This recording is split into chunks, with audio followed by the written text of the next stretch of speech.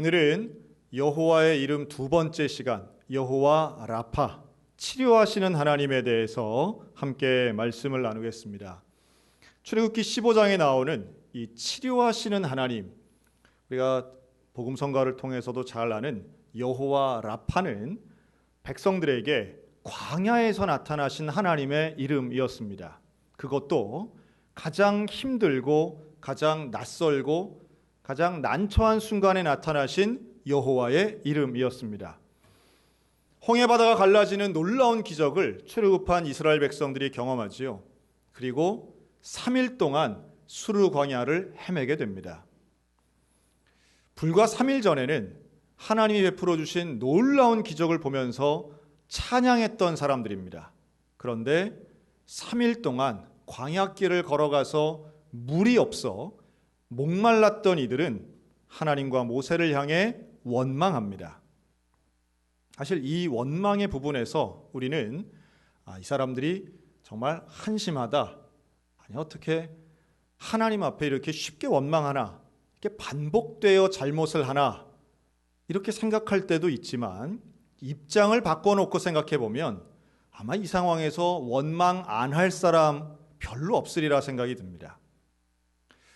하나님의 은혜는 아주 극적이었고 기적은 명확했지만 이스라엘 백성들도 나름 살던 근거지 내려놓고 처자식을 이끌고 모세의 인도를 바라보며 광야로 나왔던 거예요. 이 사람들도 생업, 생계, 인생 다 걸고 지금 광야로 나온 겁니다. 그러면 최소한 무슨 대단한 유토피아는 아닐지라도 생존은 돼야 되지 않겠습니까? 먹고는 살아야지요. 그런데 처자식을 데리고 다 같이 나왔는데 이 수백만 명의 이스라엘 백성들인데 마실 물이 없다. 여러분 이거는 지금 이 자리에서 죽을 수도 있다는 위기감을 갖게 되는 겁니다.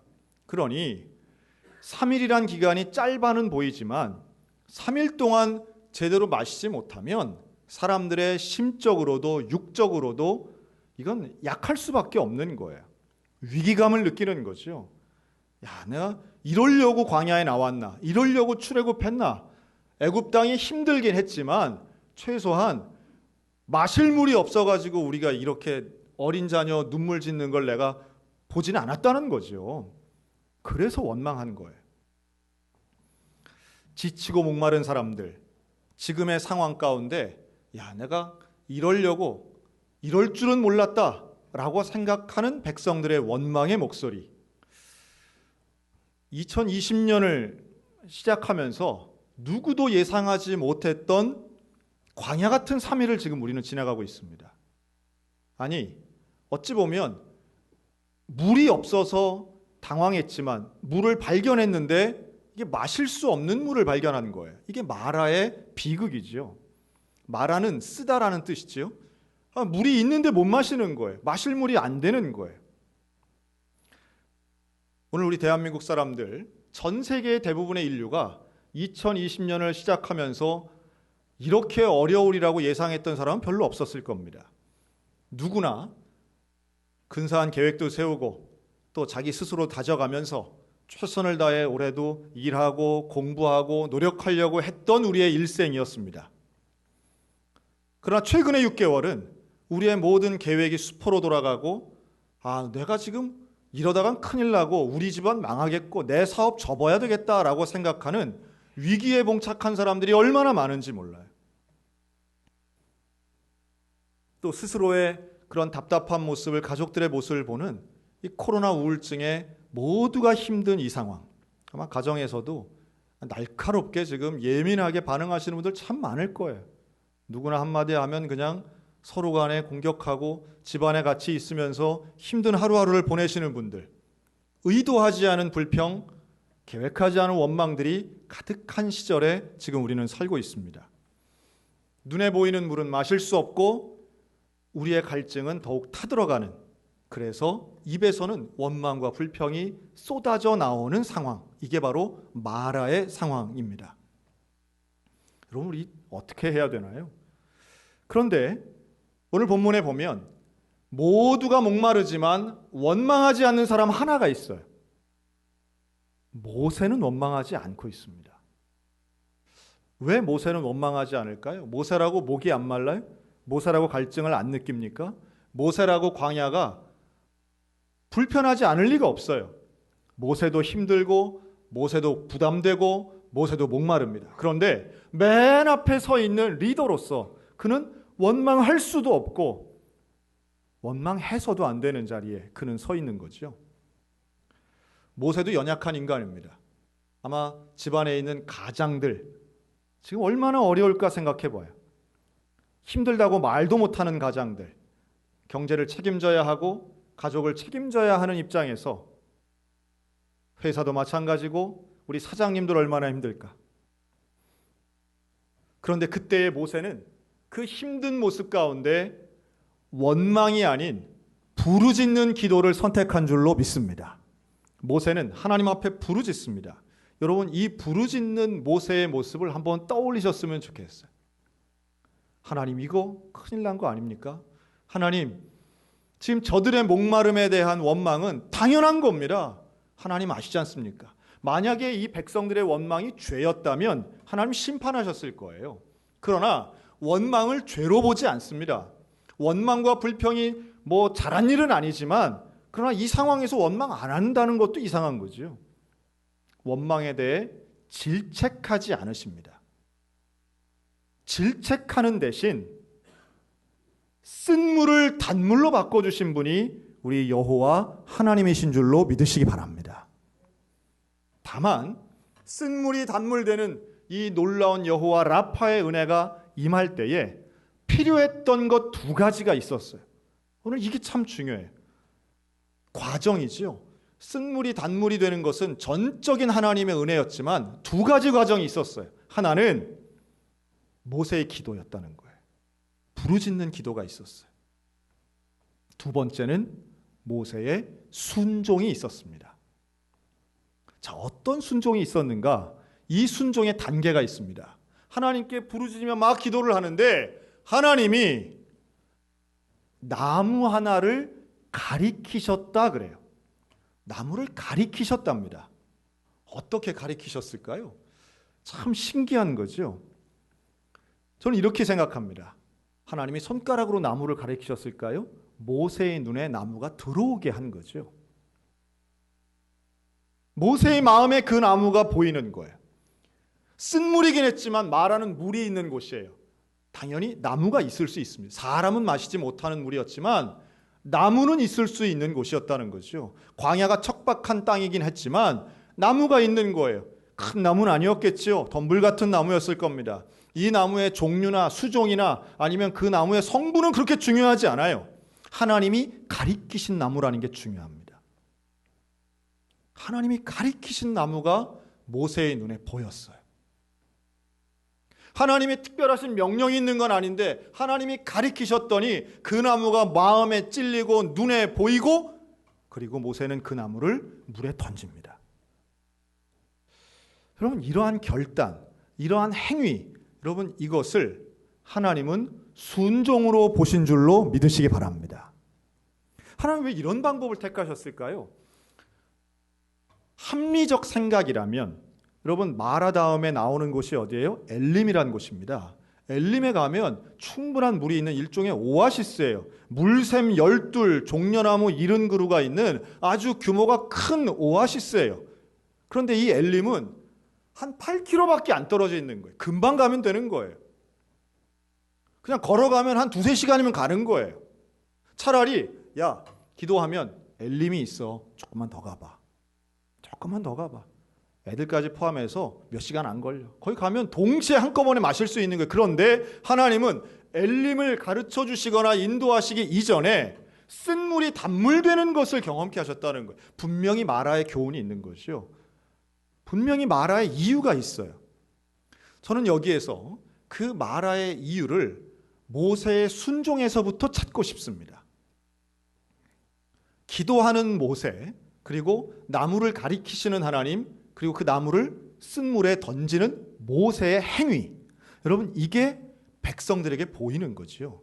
그리고 그 놀라운 치료의 역사를 백성들이 누리게 됩니다. 저는 오늘도 마라를 살아가는 우리에게 수르광야와 마라에서의 원망과 불평의 시대를 살아가는 우리에게 모세가 했던 부르짖는 기도와 나무를 던지는 순종이 있으시기를 주님의 이름으로 축원합니다. 지난주에 우리 장로님들과 당회를 했습니다. 당회를 하는데도 이 넓은 본당에서 뚝뚝 떨어져 앉아가지고 우리 마스크 끼고 당회를 했거든요. 그런데 뭐 지금 사실 논의할 게 없어요. 당회를 할 때는 다른 거 할 게 없어요. 우리 기도할 수밖에 없는 건데 안건이 딱 하나가 있었습니다. 우리 장로님 중에 한 분이 제안을 하시는데 그러시는 거예요. 지난주에 목사님께서 강단에서 헌금 기도를 하시는데 장로님이 은혜 받으셨다는 거예요. 여러분, 되는 교회는 헌금 기도에도 은혜를 받습니다. 근데 이제 헌금 기도가 어땠냐 하면 지금 우리 온라인 헌금을 하지 않습니까? 그래서 헌금 시간에 우리 온라인 헌금을 한 그 내역서를 우리 사무실에서 이제 권사님이 출력을 해가지고 그거를 이렇게 올리세요.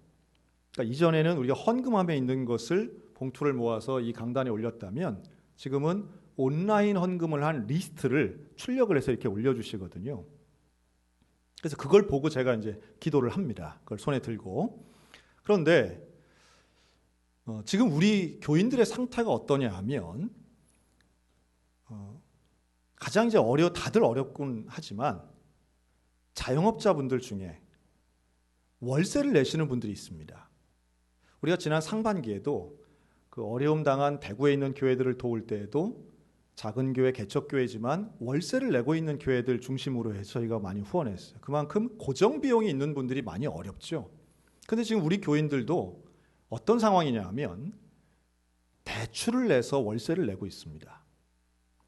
또 장사가 어느 정도 안 되느냐 하면 하루 종일 한 명도 안 오시는 거예요, 손님이. 그런 분들 지금 너무 많아요. 하루 종일. 그리고 그것이 지금 몇 주, 몇 달째 이어지고 있어요. 장사가 전혀 안 되고 있어요. 그런데 그런 상황을 제가 알고 있는데 우리 헌금을 하실 때 그 리스트에 11조 헌금을 하신 분들 중에 그렇게 대출을 받아 월세 하시는 분이 지금 11조를 하고요. 손님이 한 명도 없는 그 젊은 사장님이 11조를 한 것이 리스트에 올라온 거예요. 그걸 보고 제가 울컥한 거예요. 저희 집 아이들이 잘 알고 있습니다. 도대체 아빠는 이렇게 울지를 않냐고, 눈물이 없냐고. 사실 제가 그게 기도 제목이거든요. 어떤 목사님들은 설교할 때마다 막 우시던데 어떤 목사님들은 그냥 십자가 얘기만 해도 막 눈물을 흘려가지고 감동을 주던데 하나님 나도 좀 눈물을 좀 주세요. 울고 싶다고 울어지는 건 아니잖아요. 그런데 제가 성도들의 이름을 보고 눈물이 나더라고요. 기도를 못 하겠더라고요. 그걸 보고 우리 장로님이 은혜 받으신 것 같아요. 그냥 설교는 다 모르겠고 그냥 목사가 울기만 해도 은혜 받는 분들 참 그것도 하나님의 은혜인데 은혜만 된다 그러면 울기를 못 하겠습니까? 춤이라도 춰야지. 그런데 그러면서 장로님 그러시는 거예요. 우리 당회에서 참 뭐 다행스러운 일인지 모르겠는데 우리 교회 헌금이 그렇게 줄지를 않았어요, 사실. 그래서 우리 교회에 있는 헌금으로 또 우리가 정성을 모아서 좀 우리 교인들을 좀 도왔으면 좋겠다는 거예요. 우리 장로님들이 전부 다 만장일치로 그렇게 하자고 했어요. 방법이 없는 거죠. 안 해봤으니까. 우리가 교회 헌금으로 선교사를 돕고 교회를 돕고 또 우리가 매달마다 구제를 하고 이런 건 했지만 우리 교인들을 현금으로 돕는 것은 해본 적이 없어요. 어떻게 하지? 누구를? 언제나 형평성, 방법, 정도 일주일 내내 기도했습니다. 기도하면서 결정했어요. 그래, 하는데 씨앗 헌금을 한번 해보자. 이름을 정해봤어요. 씨앗 헌금. 씨앗 헌금은 희망과 소망의 씨앗을 심는 것이고, 헌금을 우리 성도들이 하든 안 하든 어쨌든 우리 교회에 있는 현재의 재정 가지고 우리 성도들 그 아픔과 지금 난처한 상황을 도와주자. 그리고 계획을 세우는데요, 오늘 말씀이 자꾸 떠오르는 거예요. 모세에게 하나님이 가르쳐 주신 게 있어요. 나무를 가르쳐 주시지 않습니까? 나무에게 능력이 있는 건 아니에요. 그 나무가 어마어마한 것도 아니에요. 그런데요, 가르쳐 주시고 마음을 품게 하시는 그것을 순종하여 취하여 쓴물에다 집어넣으니까 단물이 되더라는 거예요. 저는 이 기적의 역사가 이 모세의 순종처럼 오늘 저와 여러분들의 삶 가운데 일어나기를 간절히 축원합니다. 제가요, 지난 주간에 춘천시에서 준 재난지원금을 받았습니다. 춘천시에서 재난지원금을 주시더라고요. 일주일 동안 제 마음을 참 불편하게 한 몇 가지가 있어요. 그것은 우리 교회 교인들은 장사가 안 돼서 이렇게 어렵고 사업이 안 돼서 이렇게 어려운데 저는 우리 소양교회 와가지고 단 한 번도 사례비를 안 받아본 적이 없어요. 목사님, 우리 교회가 어려워가지고 사례비를 늦게 드리겠습니다, 이런 적도 없어요. 사례비를 이번엔 80%만 50%만 드리겠습니다, 이런 적이 단 한 번도 없어요. 지금의 상황을 봤을 때는 앞으로도 사례비 잘 받을 것 같아요. 그게 너무 미안하고 너무 불편하더라고요. 그런데 나라에서도 주고 시에서도 재난지원금을 받으라고 주시는 거예요. 나는 재난 상황이 아닌데, 나는 경제적 재난 상황이 아닌데, 아닌 것 같은데, 나의 수입은 줄어들지 않았는데 이렇게 주는 건 이건 나를 위해서 혹은 우리 식구들만 위해서 써서는 안 되겠구나. 저만 그런 생각이 들었는지는 모르겠으나 최소한 하나님이 저에게 보여주신 나무라고 저는 봅니다. 우리 각자에게 보여주시는 나무가 있을 거라고 봐요. 여러분, 깨달으면 보여집니다. 여러분, 당연한 건 절대 없습니다. 그렇게 어려운데 우리 회사는 괜찮으니까 다행이야? 내 직장은 괜찮으니까 다행이야. 내 수입은 변함이 없으니까 참 다행이야. 여러분, 다행이야라고 혹시라도 생각하시는 분들이 있다면 하나님 보여주시는 그 가리키는 나무가 보여지셨으면 좋겠어요. 나는 안정적이니까, 우리 집은 문제 없으니까, 우리 애들은 건강하니까. 여러분, 당연하게 생각하지 않을 때에 기적과 감사가 일어나는 것입니다. 그런 분들이 있다고 하더라고요. 모두가 어렵다고 얘기할 때 표정 관리하시는 분들이 있다고 하더라고요. 장사가 다 안 되는 건 아니라고 하더라고요. 업종별로 지금 너무 즐거운데 잘 되는데 표정 관리하시는 분들도 있다고는 하더라고요. 여러분, 그때에 나는 좀 괜찮다 싶은 그런 상황이라면 나무가 보여지는 은혜가 있었으면 좋겠고요. 그 나무를 쓴물에 집어넣는 순종이 있었으면 좋겠습니다. 저는 우리 소양교회가 하나님의 음성을 듣고 부르짖음의 기도와 순종의 실천이 있어서 하나님의 역사가 일어난 교회가 되었으면 좋겠습니다. 또한 여호와 라파의 하나님은 그냥 말씀만으로 이루시는 분이 아님을 기억하셨으면 좋겠어요. 하나님이 행하시는 방법과 과정이 있습니다. 그냥 되는 게 아니에요. 기도하는 사람과 행동으로 실천하는 사람이 있을 때에 고쳐지는 거예요. 이게 바로 엘림으로 바로 보내지 않으시고 마라에 멈춰서게 하신 이유라고 저는 믿습니다. 코로나19 상황 속에 우리가 누군가는 원망할 수밖에 없는 상황이지만 그 가운데 누군가는 기도하는 것이고 누군가는 하나님이 가리키시는 것이 보여지는 사람이 있고 누군가는 그것을 쓴물에 집어넣는 행동하는 순종의 사람이 있음을 깨닫는 우리 모두가 되시기를 주의 이름으로 축원합니다. 그러면 하나님 말씀하시는 거예요. 그 마라에서 하나님이 놀라운 원리를 하나 세우십니다. 그게 바로 계명과 규례를 세우시는 거예요. 거기서 이 마라에서 25절에 보면 여호와께서 그들을 위해 법도와 율례를 정하시고 그들을 시험하셨다 말씀합니다. 여러분, 이게 최초로 나오는 법도와 율례예요. 하나님이 십계명을 주시기 이전이에요. 법도를 주셨어요. 율례를 정하셨어요. 이게 마라에서 정하시는 겁니다.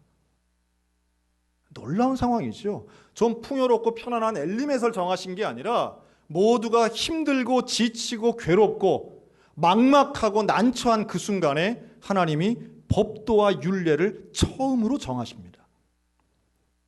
오늘 우리의 이러한 어려운 상황이, 이런 마라 같은 상황이 하나님의 법도와 율례를 경험하는 말씀의 시절 되시기를 주님의 이름으로 축원합니다. 그때 하나님이 약속하시는 거예요. 너희가 내 계명에 귀를 기울이고 내 모든 규례를 지키면 내가 애굽 사람에게 내린 모든 질병 중 하나도 너희에게 내리지 아니하리니 나는 너희를 치료하는 야훼입니다.